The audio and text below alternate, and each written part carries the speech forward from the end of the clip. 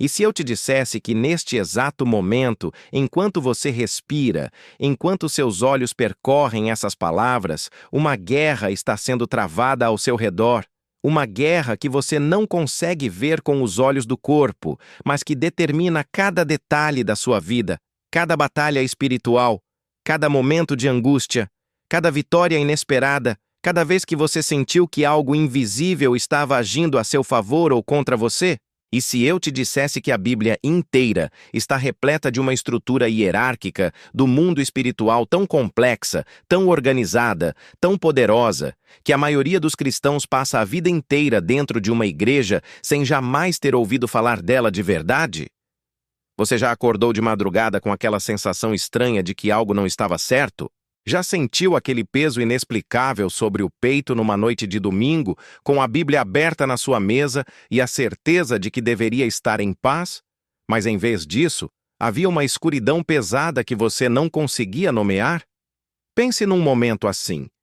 Pense naquela noite em que você ficou olhando para o teto, ouvindo o silêncio da casa, e perguntou a Deus em voz baixa, quase com vergonha: por que você se sentia tão vulnerável mesmo sendo crente, mesmo orando, mesmo frequentando a igreja há anos? Pense naquela sensação de que havia algo que você ainda não entendia, algo sobre o mundo espiritual que ninguém nunca havia explicado de forma completa, como se faltasse uma peça fundamental no quebra-cabeça da sua fé. Se você já sentiu isso, então você precisa ouvir o que vai ser dito hoje.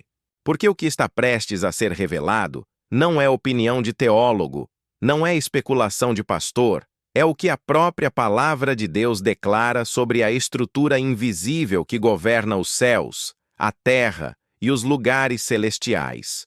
E quando você entender isso, sua vida espiritual nunca mais vai ser a mesma. Antes de continuar, preciso te fazer uma pergunta que talvez ninguém tenha feito a você antes, com essa profundidade e esse cuidado.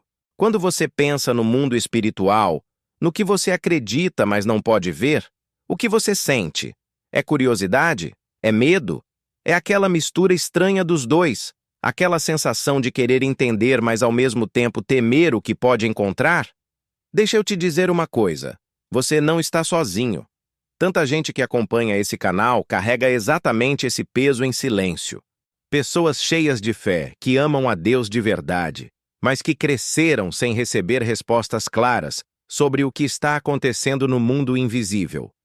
Se isso ressoa com o que você sente, escreve aqui nos comentários: eu quero entender o mundo espiritual que a minha igreja nunca me ensinou.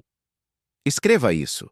Pode personalizar, pode contar um pouco da sua história, pode deixar só a frase se preferir.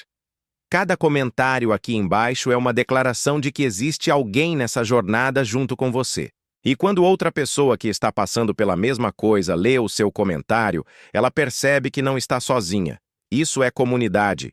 Isso é o corpo de Cristo funcionando como deveria. O problema é real e ele começa logo na infância da fé. A maioria das pessoas chega ao cristianismo com uma visão extremamente simplificada do mundo espiritual. De um lado, Deus, do outro, o diabo. Os anjos são criaturas com asas brancas que aparecem nas pinturas de Natal. Os demônios são sombras assustadoras que só aparecem nos filmes de terror. E pronto. Essa é toda a teologia que boa parte dos crentes recebe ao longo de anos e anos de sermões e cultos. Mas a Bíblia conta uma história completamente diferente. A Bíblia descreve um cosmos espiritual de uma complexidade estonteante, com hierarquias, ordens, funções, territórios, batalhas e estruturas de autoridade que fariam corar qualquer general militar moderno. Existe um exército. Existe uma organização.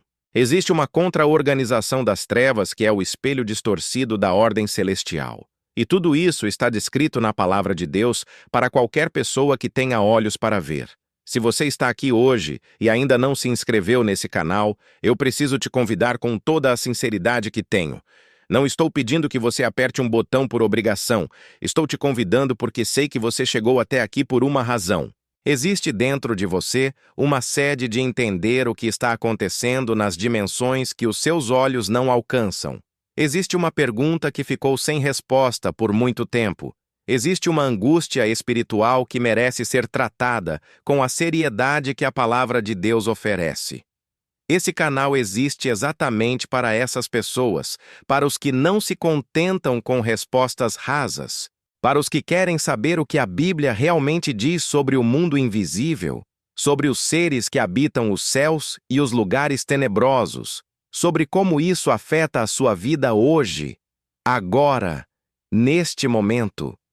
Se você apertar o botão de inscrição e ativar as notificações, vai garantir que cada nova revelação chegue até você sem que nada passe despercebido. Ao final desse vídeo, você vai enxergar o mundo espiritual com outros olhos. E uma vez que você vê, não tem mais como deixar de ver. A primeira grande revelação que precisa ser dita é que os anjos não são todos iguais. Essa é uma verdade que choca a maioria dos crentes quando a encontram de frente na Bíblia. Durante séculos, a pintura religiosa nos ensinou a imaginar anjos como figuras humanas com asas brancas e expressões serenas, todos parecidos entre si, todos desempenhando funções semelhantes. Mas a palavra de Deus é radicalmente diferente dessa imagem. No capítulo 1 da carta aos Hebreus, Deus declara em relação ao Filho: de qual dos anjos disse alguma vez: assenta-te à minha direita, até que eu ponha os teus inimigos por escabelo dos teus pés? Não são todos eles espíritos ministradores, enviados para servir a favor dos que hão de herdar a salvação? Essa pergunta retórica já revela algo profundo. Os anjos são espíritos ministradores, e há entre eles distinções claras de posição e função. E o apóstolo Paulo vai ainda mais longe quando escreve na carta aos Colossenses, no capítulo 1, que em Cristo foram criadas todas as coisas que há nos céus e na terra, visíveis e invisíveis, sejam tronos, sejam dominações, sejam principados, sejam potestades. Você leu isso com atenção? Tronos, dominações, principados, potestades. 4 categorias distintas de seres espirituais criados por Cristo e para Cristo. Isso não é teologia medieval. Isso é texto bíblico. E essa distinção é o ponto de partida para entender tudo o que vem a seguir. A segunda revelação tem a ver com os seres mais próximos do trono de Deus, os serafins. No capítulo 6 do livro de Isaías, o profeta narra uma das visões mais impressionantes de toda a Escritura. Ele está no templo e, de repente, os seus olhos espirituais são abertos. E o que ele vê? Ele vê o Senhor assentado num trono alto e exaltado, e a orla das suas vestes enchia o templo. Mas em volta do trono havia serafins, 6 asas cada um. Com 2 cobriam o rosto, com 2 cobriam os pés e com 2 voavam.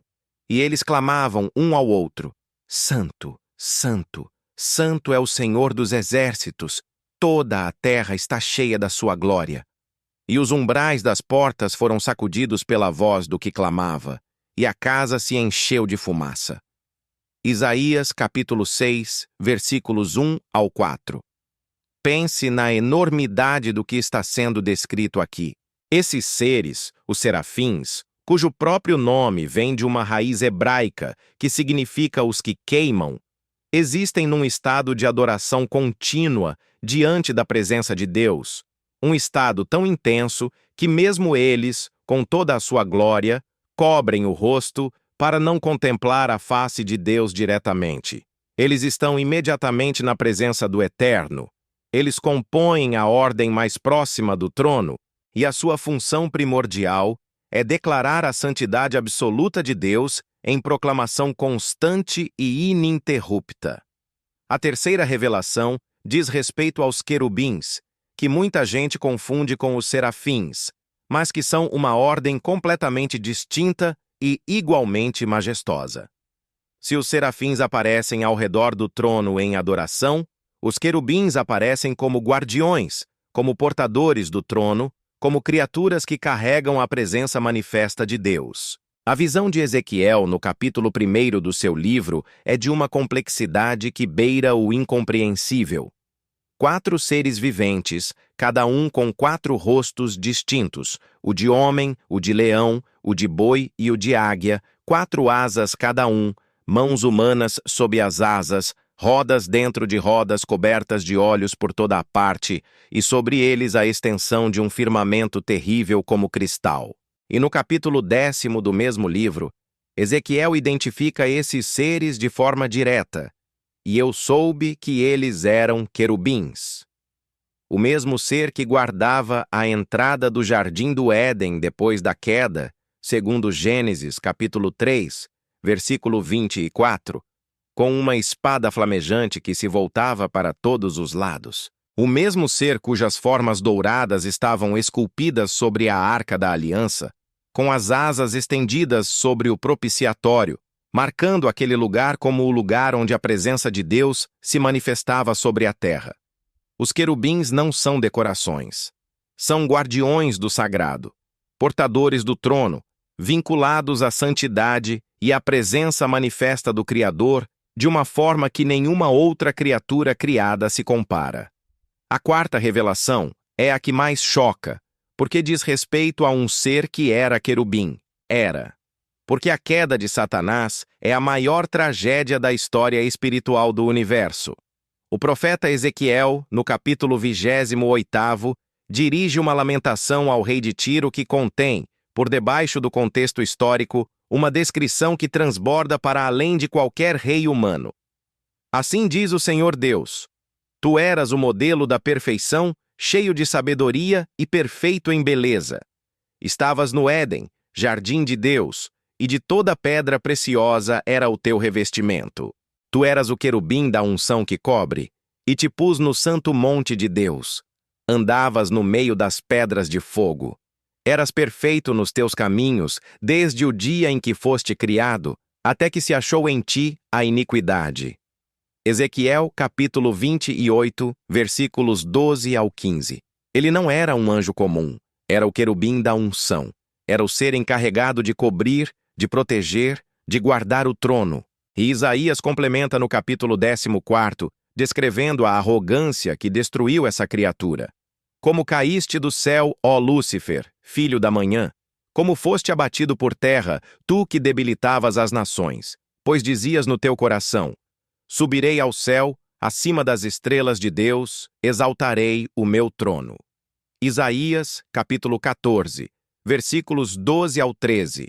A iniquidade encontrada nele era o orgulho, era a ambição de ser como o Altíssimo, e esse momento mudou o destino espiritual do universo para sempre. A 5ª revelação envolve o que aconteceu quando Satanás caiu. Ele não caiu sozinho. No Apocalipse, capítulo 12, versículo 4, o dragão com a sua cauda arrastou a 1/3 parte das estrelas do céu e lançou-as sobre a terra.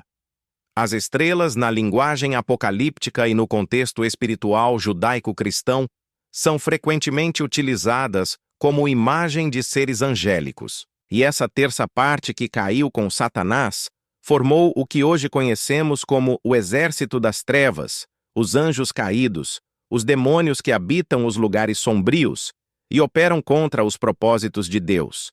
E assim como a ordem celestial tem hierarquia, a ordem das trevas também tem a sua hierarquia. Paulo, em Efésios capítulo 6, versículo 12, é absolutamente preciso.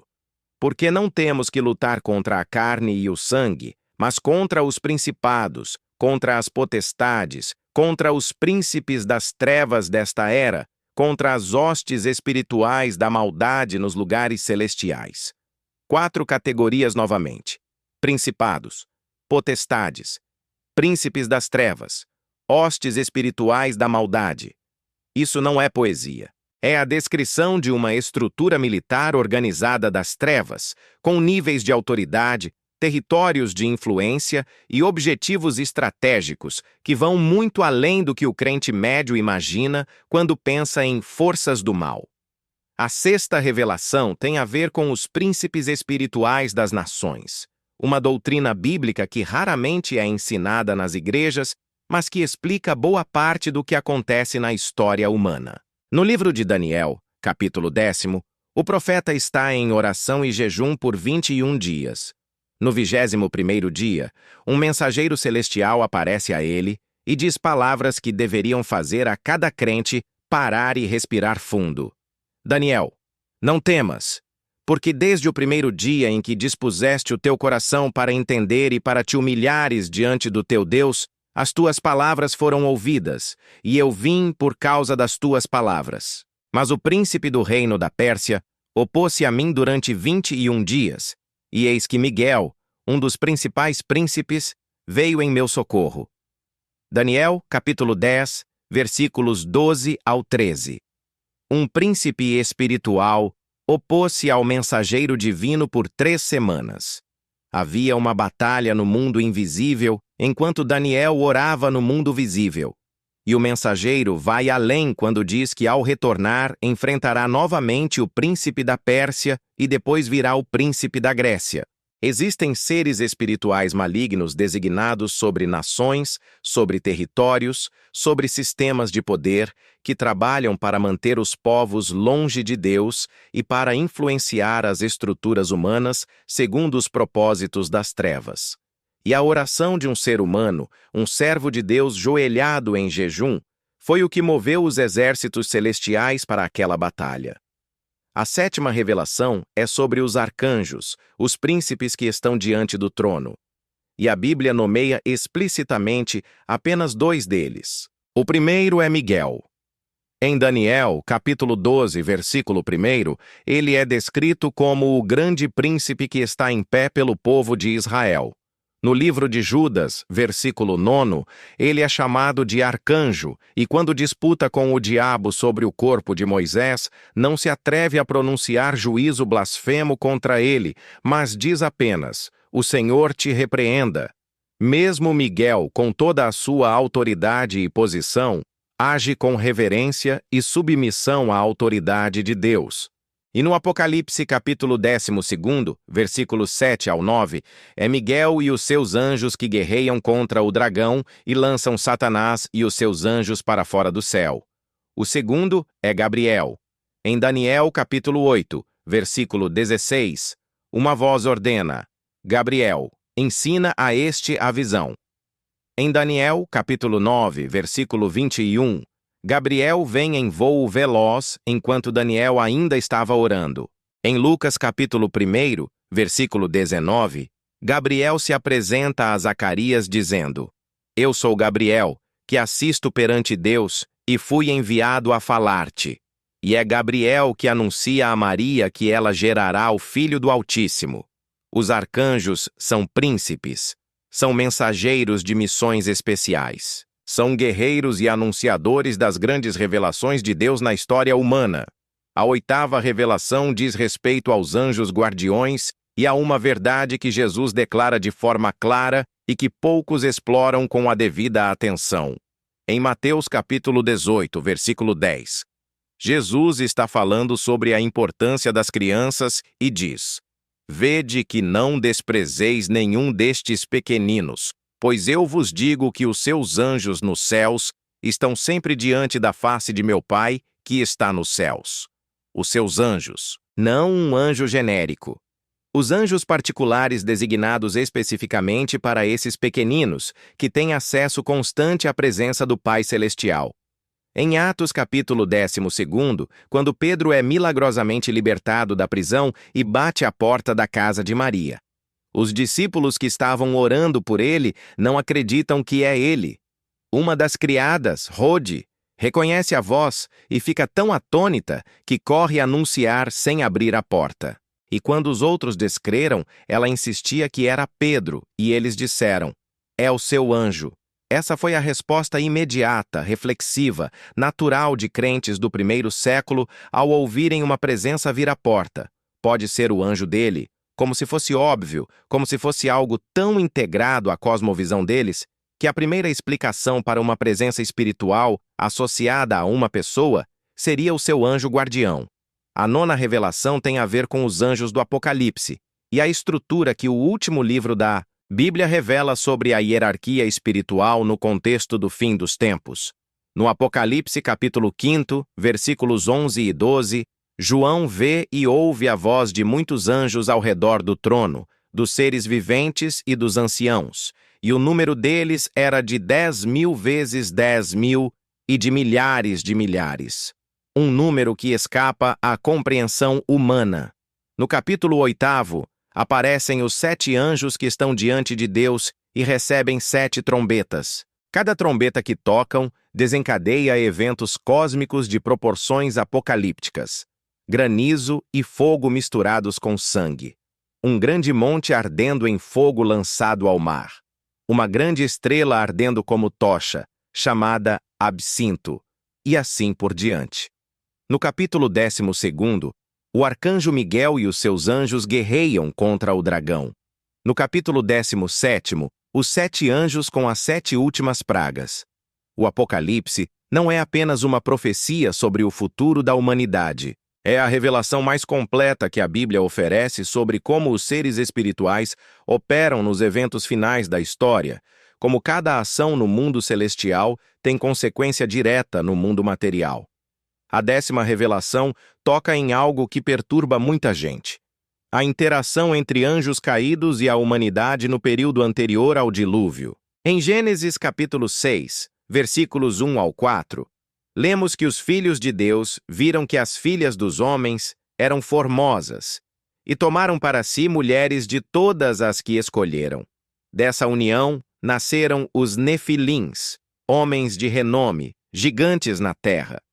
A segunda carta de Pedro, capítulo 2, versículo 4, diz que Deus não perdoou os anjos que pecaram, mas, precipitando-os no inferno, os entregou a correntes de escuridão, sendo reservados para o juízo.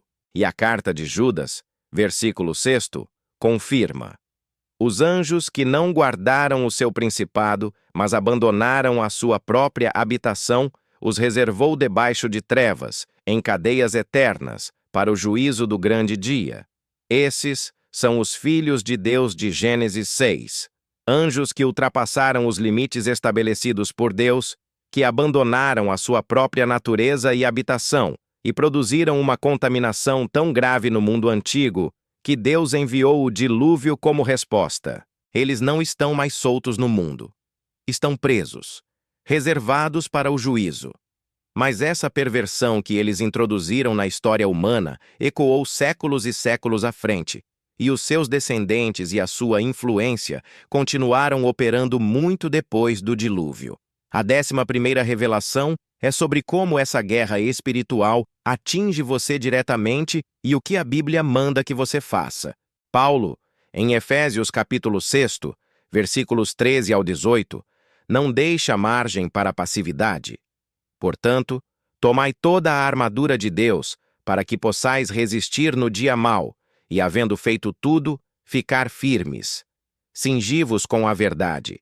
Vesti a couraça da justiça. Calçai os pés com a preparação do evangelho da paz. Tomai o escudo da fé com que possais apagar todos os dardos inflamados do maligno. Tomai o capacete da salvação e a espada do Espírito, que é a palavra de Deus, orando em todo o tempo, com toda a oração e súplica. Cada peça dessas não é metáfora vazia.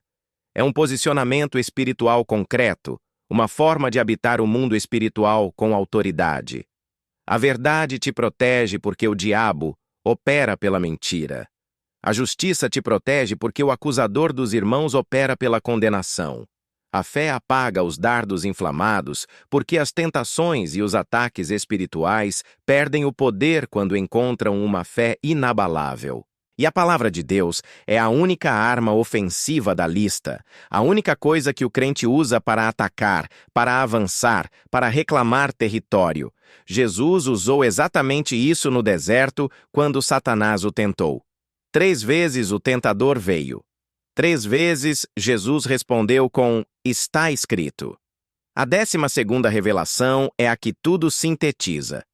Você não está desprotegido. Essa é a verdade mais importante de tudo que foi dito até aqui, e ela precisa pousar no seu coração com força. Hebreus capítulo 1, versículo 14, já citado antes, merece ser relido agora com novos olhos. Não são todos eles espíritos ministradores enviados para servir a favor dos que hão de herdar a salvação?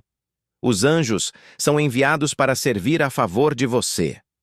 Lucas capítulo 22, versículo 43, descreve que no jardim do Getsêmani, quando Jesus estava em agonia, apareceu-lhe um anjo do céu para fortalecê-lo. Se o próprio Filho de Deus recebeu ministração angelical na hora mais difícil da sua missão terrena, com muito mais razão você, que está debaixo do seu sangue, pode esperar a ministração desses exércitos a seu favor. Em 2 Reis, capítulo 6, quando o servo de Eliseu acordou cedo e viu o exército sírio cercando a cidade, entrou em pânico e gritou para Eliseu: "Ai, meu senhor, que faremos?" E Eliseu respondeu com uma das frases mais extraordinárias de toda a Bíblia: "Não temas, porque mais são os que estão conosco do que os que estão com eles." E orou: "Senhor, abre os seus olhos para que ele veja." E o Senhor abriu os olhos do moço, e ele viu, e eis que o monte estava cheio de cavalos e carros de fogo em derredor de Eliseu. 2 Reis, capítulo 6, versículos 15 ao 17. O exército celestial estava lá antes mesmo da oração. Ele só não era visto, mas estava lá, e está lá para você também. Você chegou até aqui, e eu sei o que está acontecendo dentro de você agora. Existe algo que mudou no modo como você vê o mundo espiritual. Existe uma percepção nova de que o que está por trás do que você vê é muito maior, muito mais organizado, muito mais real do que qualquer representação que você já teve. Existe dentro de você a consciência de que você não é um espectador passivo nessa guerra. Você é um herdeiro da salvação, e os exércitos de Deus são enviados para servir a seu favor. Você vive numa realidade onde serafins adoram sem cessar, onde querubins guardam o trono, onde arcanjos guerreiam pelos seus propósitos, onde anjos guardiões têm acesso constante à face do Pai, onde principados e potestades das trevas já foram derrotados na cruz e foram destituídos da sua autoridade suprema pelo sangue do Cordeiro, onde há guerra, a vitória reservada para os que estão no lado do Eterno, onde há trevas, há a luz que as trevas não puderam dominar. João, capítulo 1, versículo 5. Agora eu quero que você faça uma coisa. Desce até os comentários e escreve: "Hoje eu entendi que a guerra não é minha, é do Senhor dos Exércitos." Escreve isso. E se você quiser, compartilha esse vídeo com alguém que você sabe que vive com medo do mundo espiritual. Alguém que nunca entendeu por que se sente pesado espiritualmente. Alguém que está buscando respostas e não sabe onde encontrar. Esse vídeo pode ser a porta de entrada que essa pessoa precisava. Antes de ir, preciso falar com você de coração a coração sobre o que está disponível para você aqui nesse canal. Esse não é um canal de entretenimento religioso.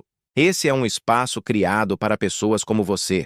Pessoas que perceberam que a fé cristã tem profundidades que a maioria dos sermões e livros nunca tocou, que existem verdades bíblicas sobre o mundo espiritual que ficaram escondidas, não porque Deus as escondeu, mas porque poucas pessoas se dispuseram a cavar fundo o suficiente para encontrá-las. Se você ainda não se inscreveu, esse é o momento. Aperta o botão de inscrição agora e ativa o sininho. Não por obrigação, não para fazer um favor ao canal.